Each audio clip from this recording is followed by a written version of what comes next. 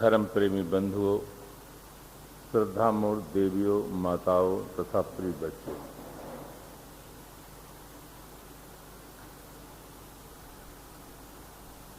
जीवन में भक्ति, ज्ञान और कर्म तीनों की महती आवश्यकता है। भक्ति के संबंध में प्रसंग चल रहा था। सज्जनों का संतों से जो रिश्ता है वो रिश्ता भक्ति का ही है। संसार में दो प्रकार से रिश्ता स्थापित होता है। वैयाकरण शास्त्र में लिखा गया है, संबंधो दुविधा विद्या योनिचा। संसार में प्रथम संबंध शादी से होता है। संसार का जितना रिश्ता है, सास, ससुर, जीजा, दामाद, ये सब रिश्ता शादी से होता है और रिश्ता दो के बीच में होता है। शादी में पति और पत्नी का संबंध जुड़ता है। तत्पश्चात पत्नी के माता, पिता, भाई, बहन से अपने आप संबंध हो जाता है। मूल में दो व्यक्ति से ही संबंध होता है। संसार का जितना रिश्ता है, जितना नाता है, सब पाणी ग्रहण से प्रारंभ होता है। परमार्थ का जो रिश्ता है वहां गुरु और शिष्य का संबंध स्थापित होता है। फिर वहां भी अनेक रिश्ते चालू होते हैं। ये गुरु जी के शिष्य हैं, ये गुरु भाई हैं, ये गुरु जी के गुरु जी हैं। तो एक रिश्ता संसार का होता है, एक रिश्ता परमार्थ का होता है। संसार का जो रिश्ता है उससे आदमी का जीवन एक दायरे में बंधता है, और जो भक्ति का रिश्ता है उससे व्यक्ति ज्ञान प्राप्त कर लेता है।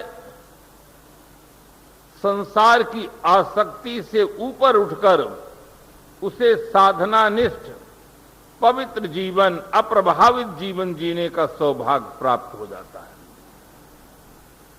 इसीलिए भक्ति की बहुत बड़ी महिमा गाई गई।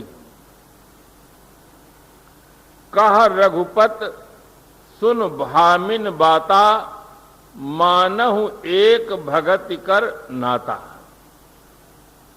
महाराज श्री राम जो सवरी के पर्णकुटी पर पधारते हैं, उसके मन में बड़ा संकोच है। अपने हृदय के उद्गार को व्यक्त करती है कि विधि सेवा करऊं तुम्हारी, अधम जात में जड़मत भारी। अधम ते अधम अधम अति नारी, तीन माह मैं मत मंद गंवारी। शिवरी के हृदय के भाव को सुन करके महाराज श्री राम ने कहा कि मानहु एक भगत कर नाता। तुम्हारे मन में किसी प्रकार से हीन भावना की ग्रंथि नहीं आनी चाहिए। मैं एक भक्ति का नाता मान करके ही तुम्हारे पर्णकुटी पर आया हूं।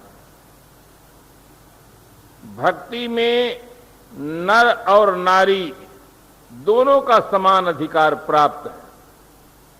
महिलाओं के मन में भी ये भावना होनी चाहिए कि हम भी भक्ति कर सकते हैं। शिवरी, मीरा, ये देवियां नारी जगत के लिए आदर्श रूप में हैं। भक्ति पथ बहुत सरल है, सुगम है, सहज है।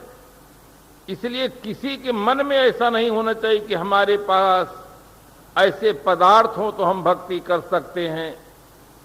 भक्ति में भाव की प्रधानता होती है। आपके मानस जगत में दिव्य भाव हो, पवित्र हो, आप भक्ति कर सकते हैं। किंतु एक महत्वपूर्ण बात याद रहे कि भक्ति सगुण साकार चैतन्य मूर्ति सदगुरु और संत की ही करनी चाहिए। जैसे अभी थोड़ी देर पूर्व श्री निर्मल साहब जी ने कहा कि सावन के महीना में लोग शंकर भगवान की बहुत वंदना करते हैं, प्रार्थना करते हैं, श्रद्धा सुमन समर्पित करते हैं। ये उपासना जरूर अपने ढंग से करते हैं, अपने हृदय की श्रद्धा को समर्पित करते हैं, किंतु उनके साथ साथ गांजा की दम भी लगाते हैं और भी कुछ करते हैं, क्योंकि वहां शंकर जी प्रत्यक्ष नहीं है। उनकी केवल मूर्ति बना ली जाती है। और आप जानते हैं, डॉक्टर ना हो, डॉक्टर की मूर्ति बनाकर आप उनसे ऑपरेशन करने का निवेदन करें तो मूर्ति ऑपरेशन नहीं कर सकती है। आप चाहे जीवन भर श्रद्धा रखें, डॉक्टर अगर प्रत्यक्ष ना हो तो उनकी मूर्ति ऑपरेशन नहीं कर सकती है। कोई बहुत बड़े वकील हो, हाई कोर्ट के वकील हो, और वे प्रत्यक्ष ना हो, उनकी मूर्ति बनाकर निवेदन करे कि साहब ये केस है, हमको जिता दीजिए, तो फिर वो मूर्ति आपका केस नहीं जिता सकती।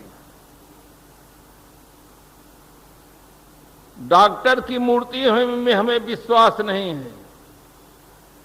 और मास्टर की मूर्ति हो और कहें कि बच्चे को हमें पढ़ा दीजिए, आज ट्यूशन में असली मास्टर नहीं आए हैं, आप ही पढ़ा दीजिए, तो मूर्ति पढ़ा नहीं सकती है।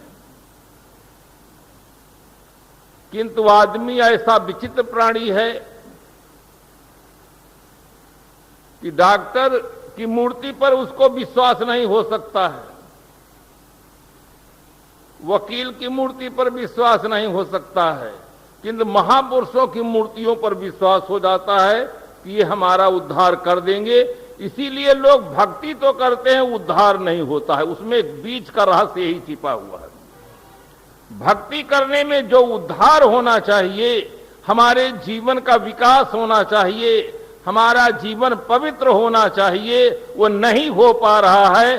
भक्ति हम कर रहे हैं, इसका मतलब जहां भक्ति करना चाहिए वहां नहीं कर रहे हैं।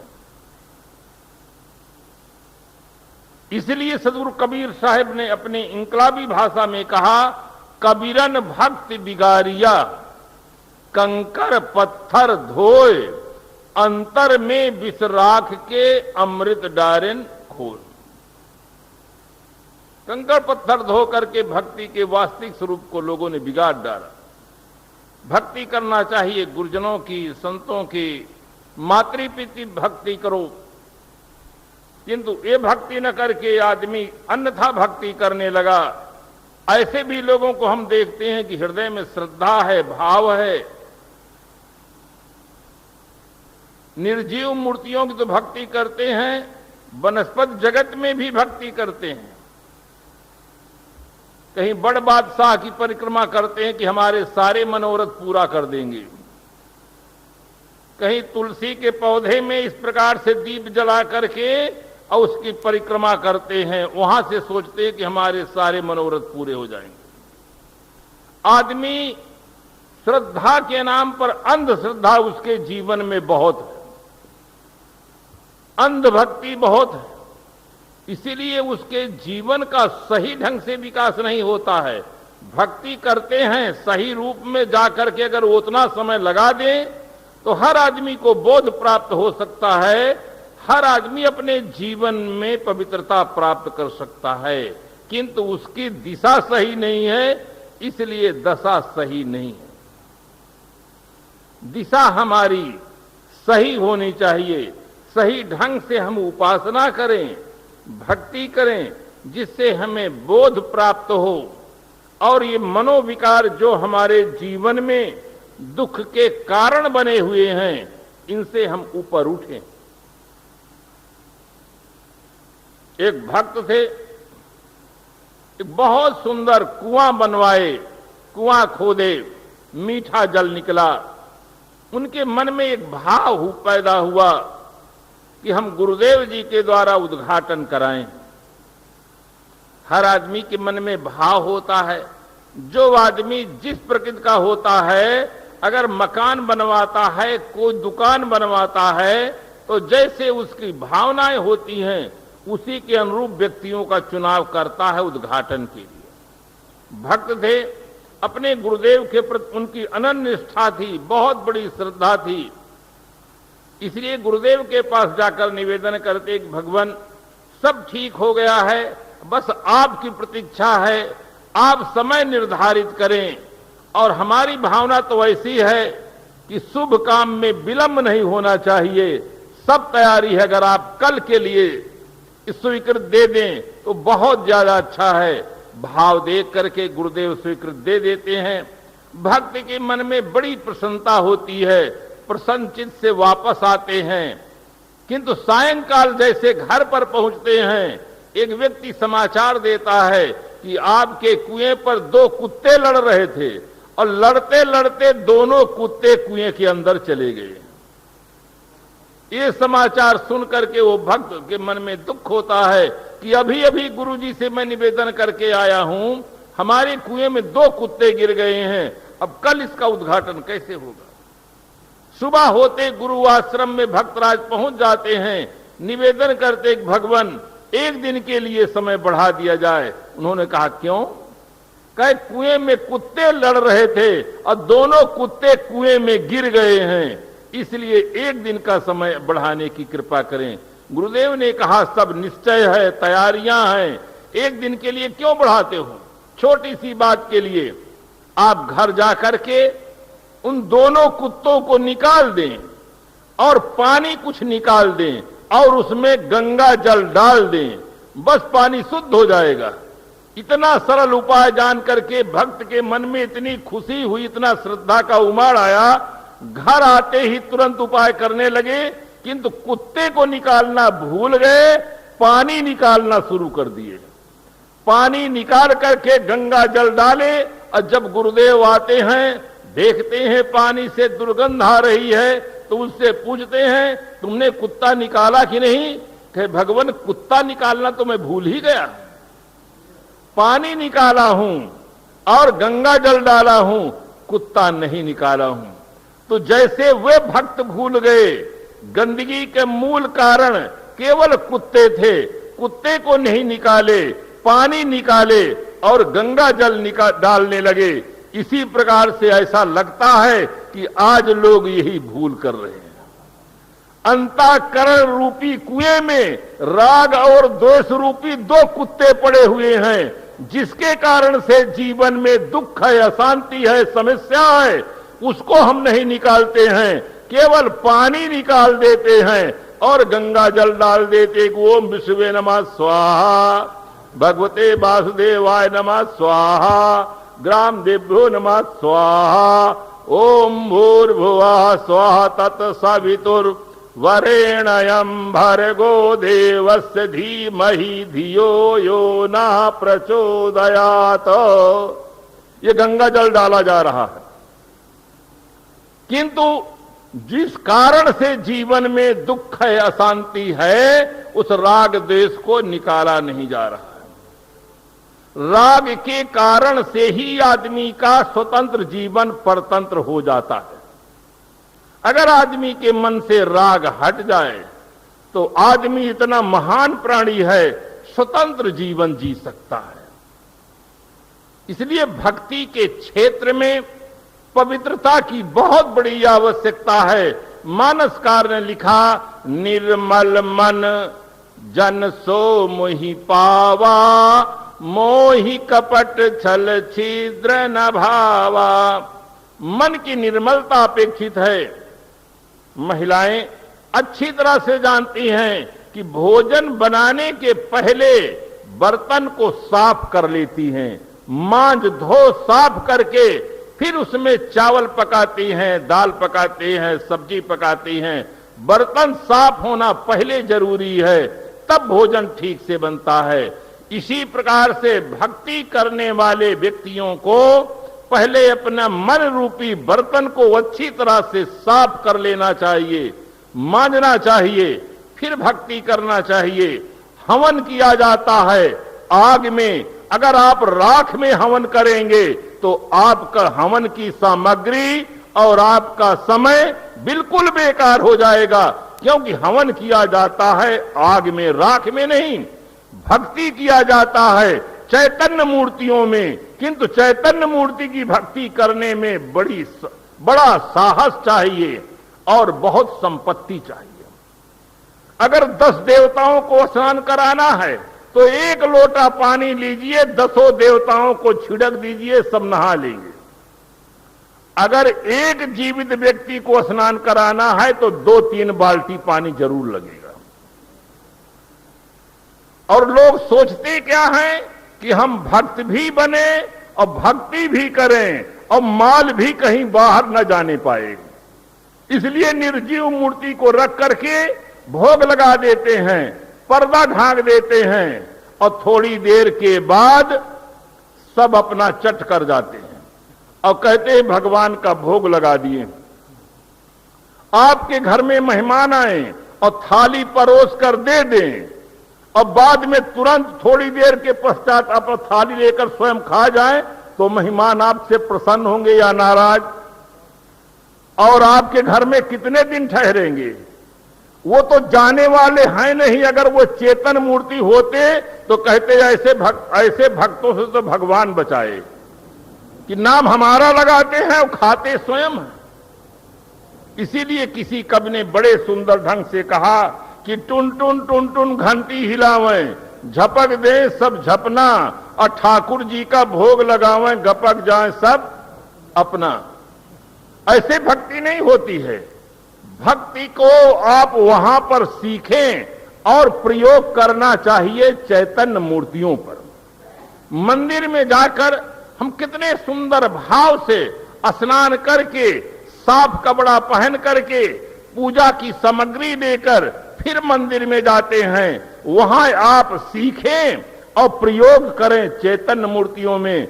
हम स्नान करके फिर अपने आराध्य देवों को स्नान कराएं, पहले आराध्य देवों को खिला करके फिर खाएं। प्रयोग यहां करना चाहिए। आज आदमी यहां प्रयोग करना भूल गया है, वहीं सब कुछ मान लेता है। उसके दिमाग में एक बहुत बड़ा भ्रम हो गया है कि आदमी कहीं देवी देवता नहीं होता है, आदमी कहीं भगवान नहीं होता है, पत्थर की मूर्तियां ही देवी और देवता होती। ये बहुत बड़ा भ्रम हो गया है। एक महाशय ने प्रश्न किया कि अरे आप लोग क्या करते हैं? आदमी की पूजा करते हैं, कहीं आदमी भी पूजा जाता है? मैंने कहा ये बताइए आप कि किसकी पूजा करनी चाहिए, हमको आप बताइए। जो मर के चले जाएं उनकी मूर्ति बनाकर पूजा करें कि मन से निर्गुण निराकार ईश्वर मान लें? उसके आंख नहीं, कान नहीं, हाथ नहीं, पैर नहीं, चंदन कहां लगाएंगे, पूजा कहां करेंगे, प्रणाम करेंगे तो कैसे आशीर्वाद देगा बिना इंद्रियों के? किसकी पूजा करना चाहिए हमें ये बताएं। तो वो मौन हो गए। वेदव्यास जी ने लिखा, गुह्यम ब्रह्मो तदिदम ब्रवीमो नहीं मानुषातो श्रेष्ठतरम ही किंचितो। मैं आपको एक गोपनीय बात बताता हूं कि मनुष्य से श्रेष्ठ कुछ नहीं। दुनिया में जितने महापुरुष हुए हैं सभी मनुष्य थे।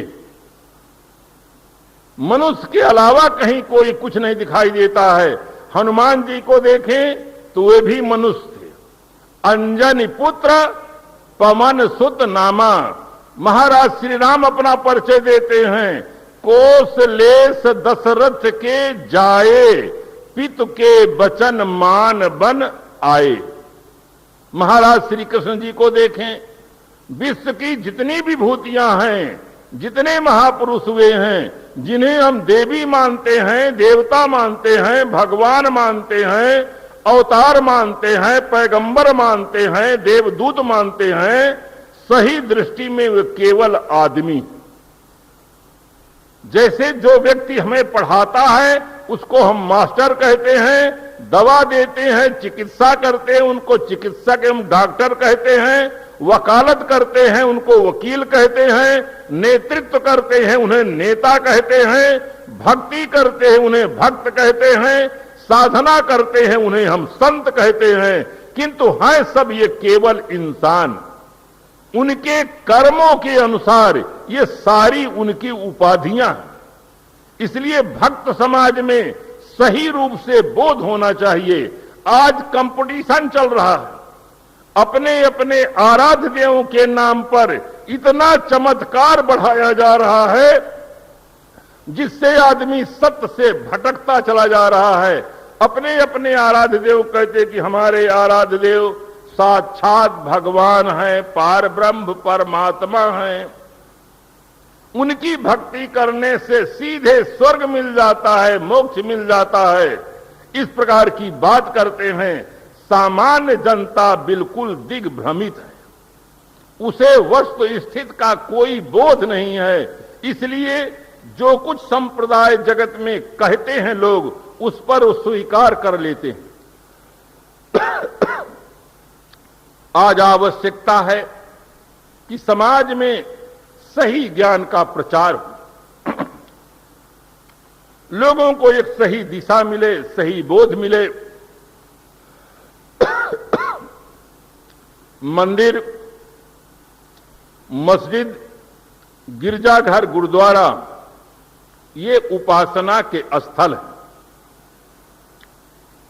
संसार में अनेक संप्रदाय हैं, अनेक गुरुजन हैं, अनेक मान ग्रंथ हैं। इसलिए सबके विश्वास एक समान नहीं हो सकते हैं, ये एक वास्तविकता है। बंधुओं, संप्रदाय अनेक होते हैं, मजहब अनेक होते हैं, ग्रंथ अनेक होते हैं, किंतु सत्य अनेक नहीं होता है। सत्य एक होता है, सनातन होता है, सार्वभौम होता है और वो सबका होता है। किसी संप्रदाय विशेष का उसमें एकाधिकार नहीं होता है, किसी व्यक्ति विशेष का उसमें एकाधिकार नहीं होता है। इसलिए हमें ठीक से चिंतन करना चाहिए। हर आदमी को अपने विश्वास के अनुसार उपासना करने का अधिकार मान्य है। इसलिए मंदिर वाले मंदिर में जाकर अपना श्रद्धा सुमन समर्पित करें, मस्जिद वाले मस्जिद में जाकर अल्लाह अकबर की अजान करें, प्रार्थना करने वाले प्रभु गिरजाघर में जाकर प्रभु यीशु पर श्रद्धा और विश्वास रखकर वे अपना श्रद्धा सुमन समर्पित करें। बौद्ध मत के लोग बुद्धम शरणम गच्छामि कहकर वो अपनी उपासना करें। जैन संप्रदाय के जो संत हैं, भक्त हैं, साधक हैं, वे अपने उपाश्रय में जाकर के अपने तीर्थंकरों की, अरहंतों की उपासना करें। उपासना करने का अधिकार सबको मान्य है। कभी भी किसी व्यक्ति को दूसरे के उपासना ग्रहों पर किसी प्रकार से आतंक नहीं फैलाना चाहिए। प्रायः आदमी वही भूल कर जाता है, जब हम अपने आराध्य देवों की उपासना करते हैं तो उन्हें सर्वोपरि सिद्ध करने के लिए उनमें चमत्कार का पुट लगाते हैं और दूसरे के आराध्य देवों की कटु आलोचना करते हैं। बस वही विरोध पैदा हो जाता है। भक्ति के क्षेत्र में भी विनम्रता की आवश्यकता है, स्वतंत्रता की आवश्यकता है, यथार्थ बोध की आवश्यकता है। इस विशाल संसार में मंदिर, मस्जिद, गिरजाघर, गुरुद्वारा सदा से हैं और रहेंगे। इन्हें कोई मिटा नहीं सकता है। अपने जीवन में व्यक्ति परिवर्तन कर सकता है कि हम सत्य बोध प्राप्त कर ले और ये रहें अथवा न रहें, इनसे कोई फर्क नहीं पड़ता है, किंतु इनको मिटाने की कोशिश न करें। भक्ति के क्षेत्र में उदारता की आवश्यकता है। अपने अपने इष्ट को नमन करे सबको। हमारी एक अपनी परंपरा में कोई हनुमान जी की भक्ति करता है, कोई महाराज श्री राम की भक्ति करता है, कोई महाराज श्री कृष्ण की भक्ति करते हैं, कोई शंकर भगवान की भक्ति करते हैं, कोई बुद्ध भगवान की भक्ति करते हैं। भक्ति के क्षेत्र में विविधता है, ये विविधता रहेगी। इसलिए हर आदमी का पावन कर्तव्य है कि दूसरे जो प्रकार से भक्ति करते हैं उनको भी हम इस प्रकार से सुविधा दें, प्रेम दें, वो अपने ढंग से भक्ति कर सकें, साथ साथ उनके साथ हमारा सुंदर व्यवहार होना चाहिए। आदमी सर्वोपरि प्राणी है। आदमी ही मंदिर, मस्जिद, गिरजाघर, गुरुद्वारा बनाता है। आदमी ही मंत्रों का जाप करता है, हवन करता है, संध्या करता है, तर्पण करता है, हज करता है, रोजा रहता है, नमाज पढ़ता है। ये सब आदमी करता है। आदमी के साथ सुंदर व्यवहार करें। हम निर्जीव मूर्तियों के सामने जा करके प्रार्थना कर लेते हैं और कोई बात खड़ी हो जाए तो सजीव मूर्तियों की हत्या करने के लिए तैयार हो जाते हैं। ये भक्ति नहीं है, ये आदमी का सत्य से भाग जाना है। इसीलिए सदगुरु कबीर साहब ने इंकलाबी भाषा में कहा और समाज को शाश्वत सत्य की ओर इशारा किया कि तेई साहेब के लागव साथा दुई दुख मेट के हो सुना था।